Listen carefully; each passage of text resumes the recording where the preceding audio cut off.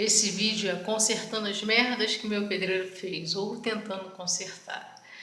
Havia um vazamento, ele não sabia se era na cozinha do banheiro, e ele simplesmente saiu metendo a marreta em tudo. O vazamento era no banheiro e ele quebrou o piso da cozinha inteiro. Como é um piso muito antigo, não deu para... era azulejo ainda, aí não tinha como baixar mais. Então eu botei um piso para ver se melhora um pouquinho. Acabei de fazer, ainda tá sujo, mas eu acho que deu uma ajuda. Como é que era? Como ficou?